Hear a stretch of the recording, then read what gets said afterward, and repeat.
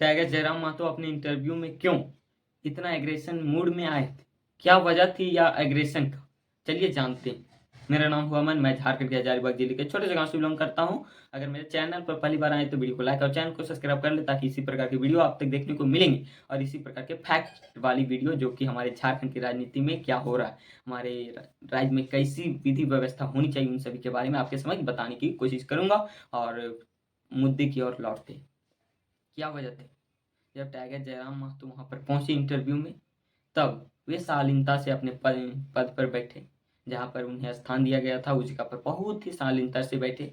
जो चैनल के प्रवक्ता थे वे पूछे थोड़ा मोड़ा सवाल, धीरे धीरे थोड़ा मोड़ा एग्रेशन आया टाइगर जयराम महतो के पक्ष में।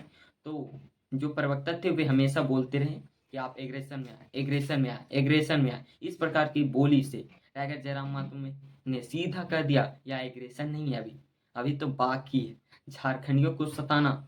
तब लोग आवाज उठाते हैं, उससे आप इनकार कर देते हैं। जब बड़े बड़े लोग उठाते हैं आवाज, उन सभी को माना जाता है, क्यों? उनके पास पैसे हैं इसीलिए। तब कहें कि यह एग्रेशन है। एग्रेशन में क्यों ना बोलूं? शालीनता से हम बोल के अभी तक तो 24 वर्षों में कितना लुटा चुके हैं। अब फिर से श्रीमान करके हम लुटाना नहीं चाहते। या कह के सीधा बोल दिए कि हम आएंगे सत्ता में तो सबकी मनमानी चलेगी, जो सही मायने में होगा उसका हकदार। क्योंकि यहाँ पर अभी देख रहे हैं जो पैसे वाले लोग हैं उन्हीं की मनमानी चल रही। जिनके पास पैसे नहीं है, जो ठेला लगाते, गरीब है, किसान है, उन सभी को लाभ कहाँ दिया जा रहा है, उनको हक अधिकार कहाँ दिया जा रहा है? कोई बच्चा, गरीब बच्चा पढ़ लिख के कुछ बनना चाहता है, पेपर लीक का मामला आ जाता है, तो वह आगे बढ़े तो बढ़े कैसे? जिनके पास है वे पैसा दे के खरीद लेते पेपर। इन प्रकार की गतिविधियों से टाइगर जयराम महतो अपने एग्रेशन मोड में आए, ताकि झारखंडियों को हक अधिकार दिला सके। वहां पर 3 मंत्री, विधायक, सांसद मौजूद थे, तब भी वे इतना एग्रेशन में बोले। तो इससे स्पष्ट है कि झारखंड की हित में वे चाहते हैं। तभी तो उतने बड़े बड़े पद में बैठे हुए लोगों के सामने अपने आप को इस तरह रखे। तो वे अवश्य ही अगर वे सत्ता में आते हैं तो वे रखेंगे, उन्हें डर नहीं है। जब उतने लोग, उतने बड़े बड़े पद में नियुक्त लोग वहां पर बैठे हैं, तब बोलने में कोई डर झिझक नहीं है। तो सदन में तो उनको पावर दिया गया है बोलने का, तो वे क्यों नहीं बोलेंगे और झारखंडी के लिए क्यों नहीं करेंगे? जब टाइगर जयराम महतो एक स्टोरी को आपके समक्ष रखे, आप लोगों ने उस इंटरव्यू को देखा होगा, तब वे एक हादसे को आपको बताए होंगे कि बाघमारा विधानसभा के एक क्षेत्र में जहाँ पर डीएम ऑफिसरों के साथ वे मीटिंग कर रहे थे कि मजदूरों को कितना वेतन मिलना चाहिए और इनके द्वारा मिल रहा है, उन सभी पर चर्चा परिचर्चा कर रहे थे। तब उन्हें मालूम पड़ा कि यहाँ पर जितने कंपनियां काम कर रही है जो कानूनी रूप से, उन सभी के द्वारा मजदूरों को पेमेंट नहीं मिल रहा है, अदर पार्टी के द्वारा मिल रहा है। जिससे टाइगर जयराम महतो क्रोधित होकर बहुत ही एग्रेशन मोड में आके अपने सामने रखे बॉटल को पटक के टेबल पर, वह टेबल पर नहीं पटकते, वह स्पष्ट रूप से इंटरव्यू के माध्यम से कहे, अगर वहां पर कैमरा नहीं होता, वहां पर कैच नहीं हो रहा था मेरा वीडियो, तो मैं सीधे उनके मुंह पर मारता, उनके सर पर मारता। तो यह जज्बा होना चाहिए लीडर पर, तभी तो हमारा झारखंड को एक नई नीति सिद्धांत मिल सकता है। क्योंकि यहाँ पर तो श्रीमान कह के 24 वर्षों में कितना लूट चुके हैं, आप कितना लूटने देंगे? अब हमारी बारी है अपने अधिकारों को लेना है, इसीलिए अपने मत का सही प्रयोग कीजिए, वरना 2024 में नहीं तो 2029 तक रुकना पड़ेगा। तब तक कितना लूटा आ जाएगा आप सोच नहीं सकते। पर डे आपके क्षेत्र से मात्र कोयला की ट्रेनें कितने जाती मालूम है आपको? 200 से 250 के बीच में। तो सोचिए कितना बड़ा क्षेत्र एक दिन में चला जाता होगा, और उनमें कितना मिट्टी निकलता होगा वो अलग। कोयला सिर्फ ले जाया जाता है दूसरे प्रदेशों में 200 से 250 के बीच में ट्रेनें, जिसमें 60 बोगी होती है। आप कैलकुलेट कर सकते हैं कितने बोगी पर लगा के जाता होगा और एक बोगी में कितने ट्रक आते हैं कोयला।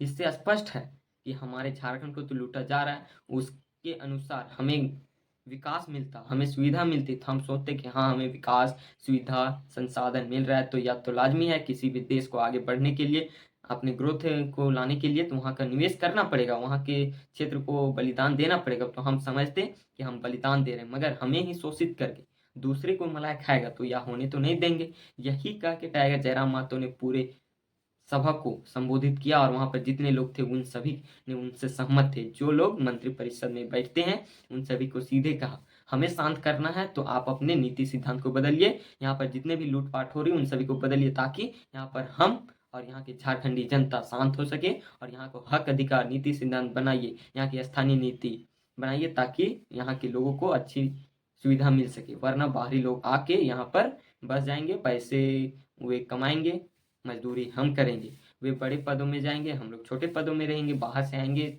गिने चुने लोग जो टैलेंटेड होते हैं, वे सभी आएंगे, उन सभी के द्वारा अपनी नौकरी लगेगा, उसके बाल बच्चे भी रहेंगे, उनको भी अधिकार चाहिए तो वे तो नहीं जाने की कोशिश करेंगे, क्योंकि जहाँ पर मलाई मिलता है वहाँ से चींटी नहीं जाता है। इसीलिए हमें चींटी को भगाने के लिए लक्ष्मण रेखा पढ़ना पड़ेगा ताकि हमें उन्हें भगा सके। कानूनी रूप से जो हो उन्हें भगाना है। यहाँ पर झारखंडी निवासी का हक होना चाहिए, प्राथमिकता होनी चाहिए, तभी तो हमारा झारखंड अलग होने का सही मायने में हमें गर्व होगा। हमारे दादा परदादा कितने लड़ाई लड़े कि हमारे झारखंड को अलग किया जा सके, कितने लोग जेल गए, अपने जान की आहुति दिए इसीलिए कि हमारा हक ले जाए दूसरे लोग। नहीं ना, हमें अपने झारखंडी लोगों के हित में सोचना है, झारखंडी को प्राथमिकता देना है। यहाँ पर जितने भी नियुक्तियां होती है झारखंडी की ही प्राथमिकता होनी चाहिए, तभी तो सही मायने में हमारा झारखंड के लोग समृद्ध हो पाएंगे। अगर सरकार ही उनका सपोर्ट नहीं करेगी तो कौन करेगा? जब वे लोग ही चुनते हैं, वे लोग ही सपोर्ट नहीं करेंगे तो कौन करेगा बताइए? बाहर से आएगा वो, बाहर से जो मंत्री आएंगे प्रचार प्रसार करने के लिए, वे हमेशा तो नहीं रहेंगे, प्रचार करके चले जाएंगे। फिर आपको झेलना है कि आप कैसे करें, आप अपने नीति सिद्धांत कैसे बनाएं ताकि झारखंडी को हक अधिकार दिला सके। इसीलिए अपने माटी का नेता चुनिए, ना कि बाहरी को। अगर बाहरी यहाँ पर बसेंगे, अगर वहाँ उनको सत्ता में रखेंगे तो वे बाहरियों को तो सपोर्ट करेंगे, क्योंकि अपने समाज को छोड़ेंगे तो नहीं। इसीलिए यहाँ पर जितने नीति नियम बनते हैं वे फेल हो जाते, झारखंडी हित में बनते वे विफल हो जाते। इसलिए हमें एक मजबूत स्थानीय नीति, नियोजन नीति, शिक्षा नीति, इन सभी नीतियों को बनाना होगा ताकि हमें झारखंडी होने का गर्व महसूस होगा अंदर से कि हम ऐसे नेता को चुने जो हमारे लिए लड़े, और लड़े ही नहीं हमें हक अधिकार दिलाए। और इसीलिए हमें झारखंडियों को सपोर्ट करना चाहिए। और जो यहाँ की माटी की बात करती है, यहाँ पर तो बहुत सी पार्टियां हैं जो झारखंडी, मगर कौन सही बात कर रहे हैं उन्हें चुनिए। आप जिस पे विश्वास करते हैं, आपको भरोसा है कि यह हमारे लिए लड़ सकता है और दिला सकता है, तो उन्हें ही दीजिए। आपको नहीं लगता तो नहीं दीजिए, मगर आप सही को चुनिए, तभी आप बढ़ने वाला। वरना जिस तरह 24 वर्ष बीत गया उसी प्रकार बीतते रहेगा। आप नहीं जागिए तो कब जागिएगा? अभी तो जगाने वाला आया है तो कुछ ही दिनों तक जगाएगा। आपको हमेशा के लिए जागना, तो अपने आप को शिक्षित करना होगा, जागरूक करना होगा, तभी तो हो सकता है।